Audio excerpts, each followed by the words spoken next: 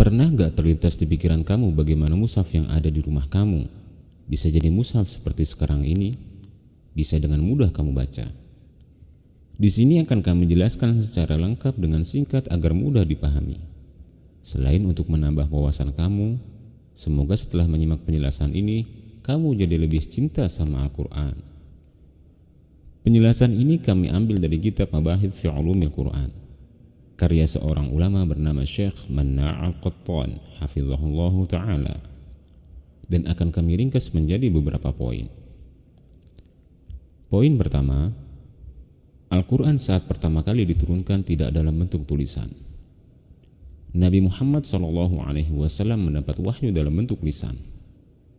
Artinya malaikat Jibril yang Allah tugaskan menyampaikan wahyu, menyampaikannya secara lisan kepada Nabi Muhammad SAW.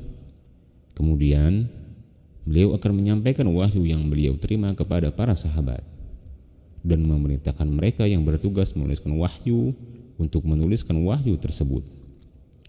Dan para sahabat yang bertugas menuliskan wahyu ialah Ali bin Abi Thalib, Muawiyah bin Abi Sufyan, Ubay bin Ka'ab, dan Zaid bin Thabit radhiyallahu ta'ala anhum.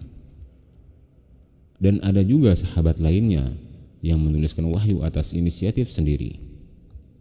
Mereka menuliskan wahyu di atas pelepah kurma, lempengan batu, kulit hewan ternak, dan sisa tulangnya yang sudah dikeringkan. Kebayangkan betapa sulitnya mereka menulis di atas media-media seperti itu. Poin kedua, setelah Rasulullah SAW wafat dan Al-Quran telah seluruhnya diturunkan, Abu Bakar radhiyallahu anhu menjabat sebagai khalifah memegang kendali umat Islam. Sebagaimana yang kita ketahui, setelah Rasulullah SAW wafat, banyak orang yang memutuskan keluar dari agama Islam. Maka tugas Abu Bakar adalah memastikan mereka untuk kembali ke agama Islam. Jika mereka menolak, maka mereka akan diperangi oleh kaum muslimin. Salah satu peperangan tersebut ada yang disebut dengan Perang Yamamah. Di perang tersebut, banyak terbunuh para penghafal Quran dari kalangan sahabat. Karena itu Umar bin Khattab radhiyallahu anhu khawatir Al-Quran akan hilang dengan terbunuhnya para penghafal Al-Quran. Atas rasa kekhawatirannya, ia mendatangi Abu Bakar dan menyarankannya agar ia menulis ulang Al-Quran dari awal sampai akhir. Awalnya Abu Bakar sempat menolak, namun akhirnya ia menerima saran tersebut. Kemudian beliau memilih Zaid bin Thabit yang bertugas menulis ulang Al-Quran. Zaid bin Thabit pun mencoba mengumpulkan tulisan-tulisan ayat yang pernah dituliskan para sahabat dan juga mencarinya dari para penghafal Quran. Hal itu ia lakukan untuk memastikan bahwa apa yang dituliskan dengan apa yang dihafal tidak terdapat perbedaan.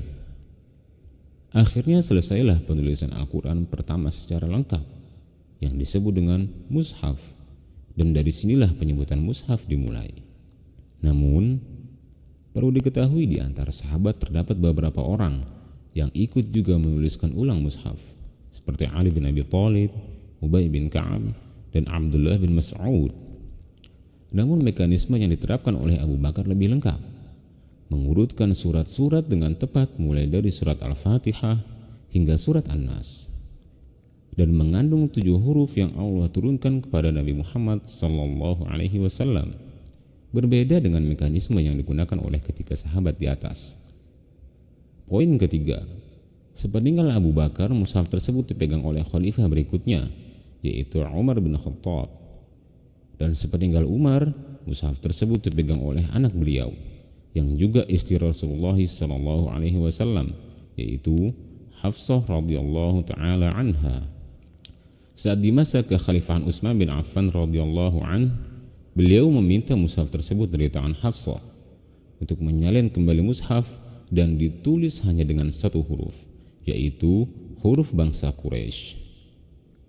Beliau menunjuk Zaid bin Thabit, Abdullah bin Zubair, Sa'id bin Al-As, dan Abdurrahman bin Harith untuk melakukan tugas tersebut.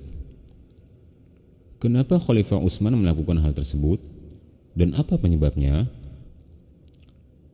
Ketika Islam sudah mulai tersebar dan banyaknya masyarakat muslim yang bukan berasal dari bangsa Arab, mereka tidak mengetahui mana yang fasih dan tidak fasih dalam pelafalan ayat Al-Quran, sehingga mereka membaca Al-Quran dengan dialek bahasa mereka yang diterapkan ke lafal Al-Quran, dan itu menyebabkan sedikit pertikaian di kalangan umat Islam. Utsman takut akibat pertikaian itu mereka akan saling bermusuhan. Hal itulah yang membuat Utsman memutuskan agar mushaf harus ditulis ulang dan ditulis hanya dengan satu jenis huruf saja. Lalu, apa itu huruf yang dimaksud? Dan apa maksudnya dari 7 huruf yang Allah gunakan dalam menurunkan Al-Quran? Tentang hal ini akan kami jelaskan dalam video berikutnya, biiznillah. Baik, lanjut ke soal mushaf. Setelah keempat sahabat yang ditugaskan Utsman telah melaksanakan tugas mereka, beliau memerintahkan agar dibuat menjadi beberapa salinan untuk dapat dikirimkan ke beberapa wilayah yang sudah dibuka oleh kaum muslimin. Di antaranya Syam, Kufah, Basrah, Makkah, dan lainnya. Dan setiap mushaf akan dibawa oleh seorang pengajar ahli yang mengajarkan mereka cara membaca mushaf. Versi salinan pertamanya disimpan di Madinah. Mushaf tersebut disebut dengan Al-Mushaf Al-Imam. Itulah kurang lebihnya tentang sejarah penulisan mushaf. Mudah-mudahan menjadi ilmu yang bermanfaat. Akhirul kalam, jangan lupa baca Al-Quran hari ini.